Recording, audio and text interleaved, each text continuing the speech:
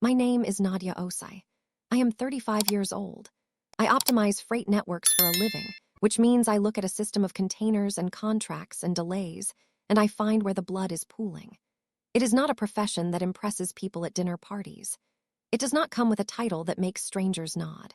It produces results in columns of data that most people could not read if they tried, and it has saved companies more money than I will ever be paid for it. My family has never understood any of it. In my family, success is performed. It is the job title that earns a room's respect and the photo that gets framed. My brother Marcus has always been that kind of success, corporate manager at a respected logistics firm, polished and socially fluent, the kind of person whose presence makes other people feel they are standing near something important.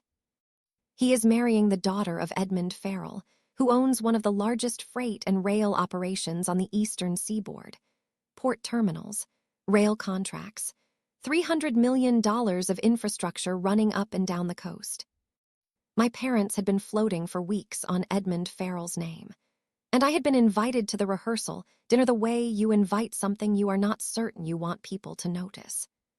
The venue was a countryside club outside the city. Manicured lawns, chandeliers catching the light from tall windows, the kind of space where even quiet conversation sounds expensive. I found my place card at a corner table near a decorative pillar, half tucked behind a floral arrangement, far enough from the center of the room to be invisible if everyone agreed not to look. My mother saw me arrive and smiled with the specific warmth of a woman reminding herself to appear warm. "You made it," she said, scanning my dress the way she used to scan my school reports, looking for something that would permit disappointment. My father leaned close and said, in the low paternal tone that had always meant he was issuing instructions, "Try not to make tonight about you." I looked at him and said, "When have I ever had the chance?" He looked away as if I had been rude. Marcus appeared at the table without sitting down.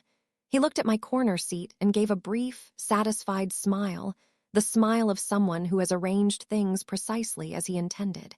He told me it was a big night and there were important people present, and I should not be weird. I asked him to define weird. He lowered his voice and told me not to tell anyone I was his sister. I sat with that for a moment. He said it the way you say something you have considered and decided is reasonable, clean, casual, as if asking me to keep my existence quiet was a small social courtesy rather than a thing that required any particular examination. He said his future father-in-law's family was traditional and that they liked polished, and that my job was complicated and nobody understood it and it would be awkward. I said, "You dragged me here." He said, "I invited you. Be grateful." I ate dinner in my corner. I watched my parents lean into Edmund Farrell's orbit like people drawn toward heat. I watched Marcus work the room with the effortless authority of a man who has spent his life being the right temperature for every space he enters. And I waited for the evening to be over. Then Marcus came back. His hand closed around my wrist, and he pulled me from the table with the smooth urgency of someone managing a situation before it becomes one. Heads turned. I could feel the room noticing me for the first time, and the quality of the attention was not curiosity. It was entertainment, the mild, comfortable amusement of guests who have been fed and poured for and are now watching something peripheral unfold. We stopped near Edmund Farrell at the center of the room. He was a tall man with silver at his temples and the unhurried posture of someone who has long since stopped needing to prove anything. He was in conversation with two other men when we arrived, and he turned with the practiced courtesy of someone who has been introduced to many people in many rooms and knows how to make the motion gracious. Marcus's grip stayed on my wrist. "Edmund," he said warmly, "there's someone you should meet." Edmund turned. His eyes moved across me in the brief, economical way of a man who processes information quickly and files it. Then Marcus said, "This is the family embarrassment." He said it with the timing of a joke, the small performance of a man who needs the room to confirm his version of things. My mother stepped in beside me and said we don't really brag about her, with the light apologetic laugh she had perfected over 30 years of managing rooms. My father gave a short chuckle. A few guests nearby smiled politely. Edmund Farrell did not smile. He looked at me again, not the initial skim, a different kind of attention, the kind that is actually reading something rather than categorizing it. His expression changed. Not slowly and not with sentimentality. It changed the way a recognition changes a face, sharply, as if something had arrived that the room had not accounted for. He said, "So it's you." The room was suddenly very quiet in the specific way that spaces go quiet when something has happened that was not in the program. Marcus blinked. His smile lost its shape. He said, "Sorry, what?" Edmund did not look at him. He kept his eyes on me. He said, "I know who you are, not from your family." He paused, "From your work." My mother made a small recovery attempt, something about little projects.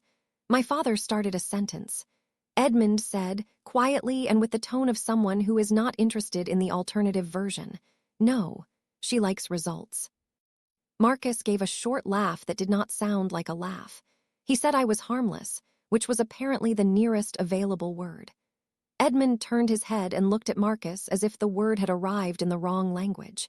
He said harmless, repeating it carefully, as if testing whether it became more sensible with examination. Then he said, "That is an interesting description for someone who saved my company. I want to tell you about the hurricane, because it explains everything that comes after."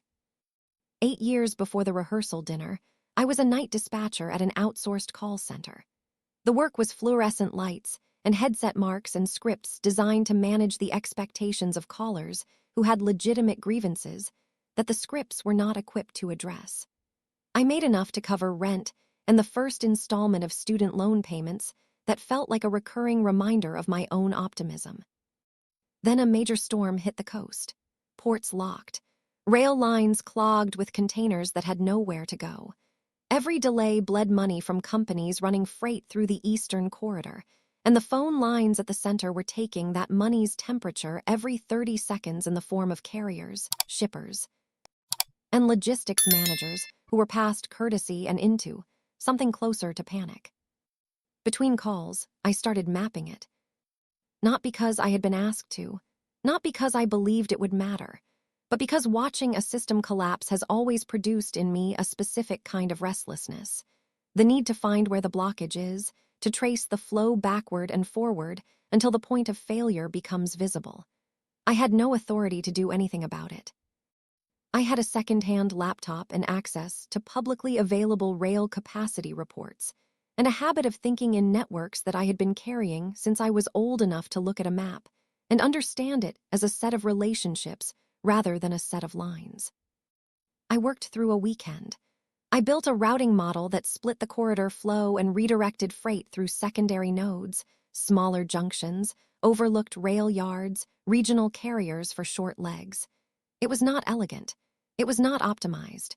It was functional, which was all it needed to be. It needed to keep things moving until the primary system could breathe again. I wrote it up as clearly as I could, attached the model, found a general inquiry address in Feral Freight's public directory, and sent it with no greeting and no explanation beyond the work itself. I expected nothing. The email was from a night dispatcher at a call center. There was no reason for anyone to open it. A month later, I quit the call center and moved into the first of several consulting engagements that built, slowly and without anyone's particular encouragement, into the practice I have now. The email was one of many things I had done and forgotten. I assumed it had been deleted by someone too busy to read it. It had not been deleted. After the rehearsal dinner, Edmund's assistant found me near the terrace and guided me to a small room off the main corridor. The music from the ballroom became muffled, like the volume of the world adjusting itself for what needed to be said.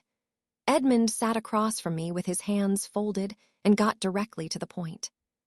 He told me that the routing model I had sent during the storm had been implemented by his operations team within 48 hours of receipt.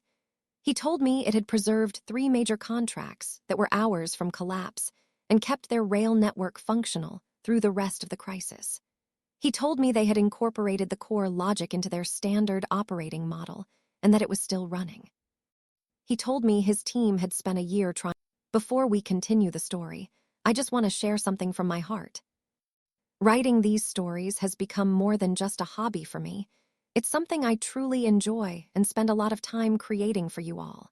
Recently, I was looking through my channel analytics, and I noticed that many people who watch my videos don't usually leave a like or comment.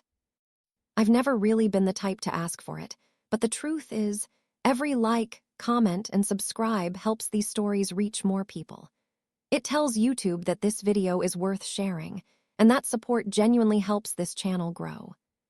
So if you're enjoying the story so far, I'd really appreciate it if you take a second to like the video, leave a comment, and subscribe.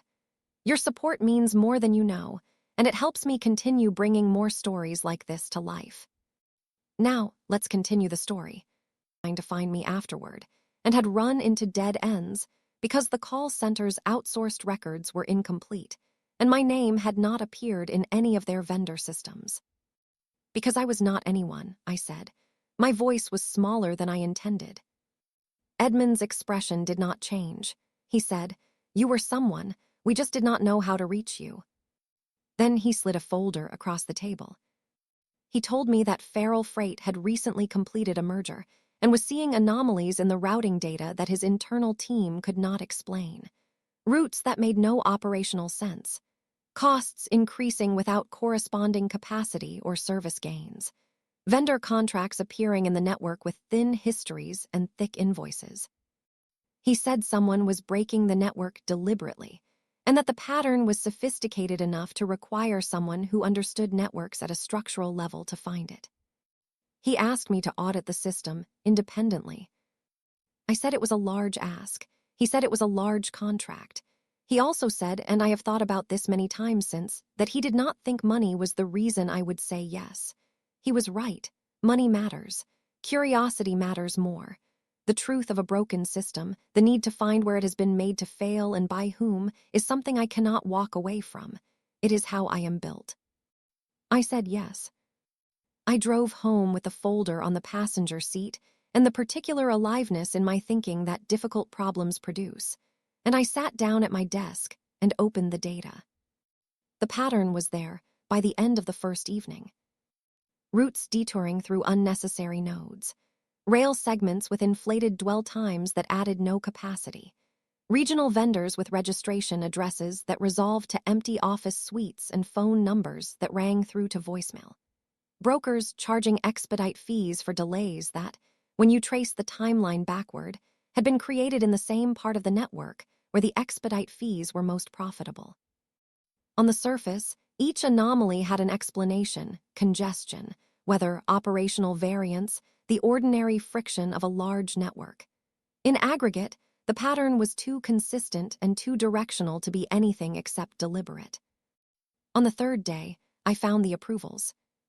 The shell vendors tied to the highest anomalies, the ones generating fees that flowed through the network and out through service agreements that did not correspond to actual services, all carried the same authorization chain in the backend. Regional contract approvals, routed through a division managed by my brother. I sat at my desk and stared at the screen for a long time. I wanted it to be a coincidence.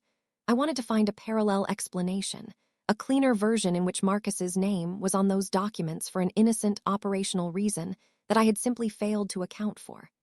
I spent half a day looking for that version. It did not exist. I have been doing this long enough to know the difference between a network that has failed and a network that has been guided toward failure by someone who understood exactly how it worked. Marcus called that night. I let it ring. He texted, "Heard you're consulting for Feral, call me." I did not. He came to my door the next morning. He was dressed as if the suit were a kind of argument, the grooming of a man who believes presentation is persuasion. He told me I was stepping into corporate warfare I did not understand. He told me Victor was not someone to be trusted and that I was being used. I asked him what he was afraid I would find. His eyes moved once, quickly, and then he recovered his expression. He said, "We're family." The phrase arrived with the particular softness he gave things he wanted to use. I looked at him and said, "Family did not stop you from making me the joke in front of a room full of strangers." He said that had been a joke. I said it had been entertainment, that he had needed them to laugh at me so no one looked too carefully at him. His smile went away. He tried the practical angle after that. He told me the irregularities could be framed differently, that the board did not need the full picture, that I could soften the findings and no one would be the worse for it. I asked him if he was asking me to lie. He said he was asking me to be smart. He asked me what I thought I would do to our parents, to the wedding, to everything. I told him he had already done that. He had simply expected me to carry the blame, as I always had. Left, my mother called within the hour. Her voice had the sweetness it takes on when she is about to ask something she knows she should not ask. She told me this was such a wonderful opportunity for the family. I told her I was not doing it for the family. She said I was being selfish. My father took the phone and told me we could handle it quietly, that Cooper had made mistakes, that people made mistakes, that you did not blow up everything over paperwork. I told him it was not paperwork. It was theft. He said if I pursued this, I should not expect them to be there when it came back on me. I asked him when they had ever been there. The board meeting was in a glass conference room with a view of the port cranes and the rail yards, the machinery of the thing I had spent my professional life learning to read. Edmund Farrell sat at the head of the table with the stillness of a man who has already decided what needs to happen and is present to ensure it does. Marcus sat halfway down the table with his posture perfectly composed and his jaw tight, and he did not look at me. Edmund said, "Show them." I plugged in the laptop. The map filled the screen, the corridor network, the ports and yards and rail nodes, the whole anatomy of how freight moved through the system.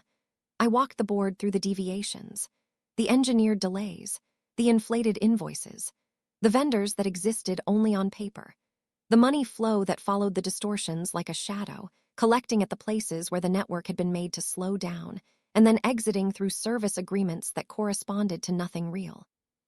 Faces changed as the pattern assembled. Denial moved into discomfort. Discomfort moved into the particular expression of people who are calculating what they need to do next. When I opened the approval records and Marcus's name appeared again and again in neat official type, he said loudly that it was misleading and that I did not understand the operational context. I did not look at him. I told the board that these were not operational decisions. They were engineered failures with a consistent financial beneficiary. Edmund asked Marcus if he had disclosed his relationships with the entities receiving the contracts. Marcus opened his mouth and then closed it. Edmund raised one hand slightly, and Marcus stopped in the middle of a breath. I showed them the final section, the payment patterns, the kickbacks structured as service agreements. I said, "You built a toll booth inside the network and charged the company to pass through it." Marcus said I was doing this because I hated him.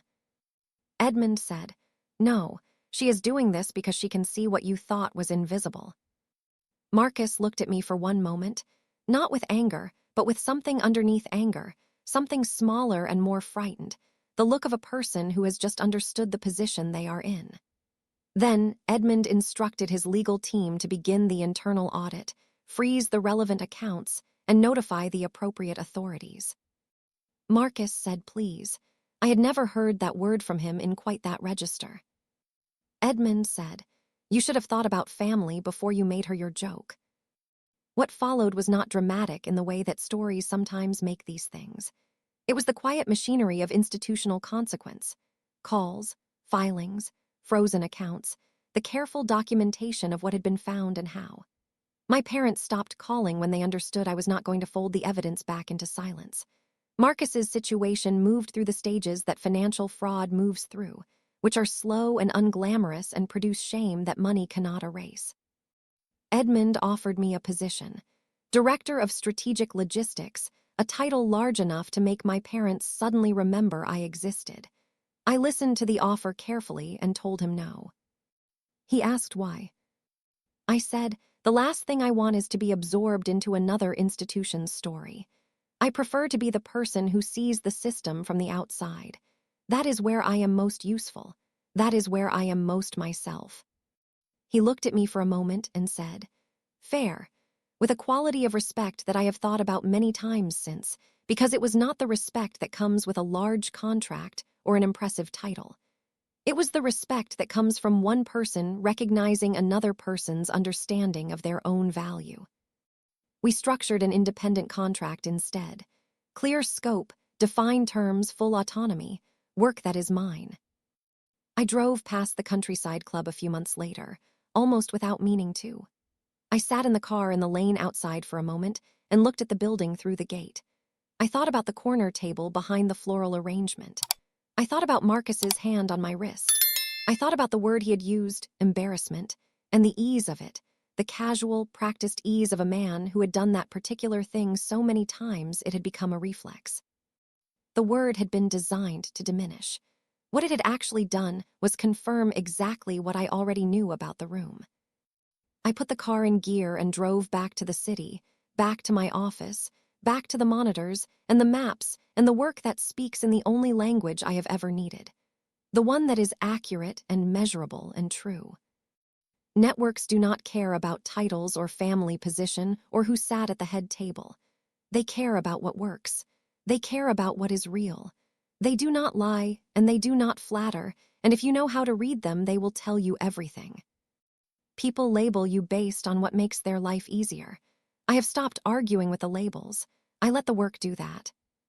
Quietly and with precision, and every single time.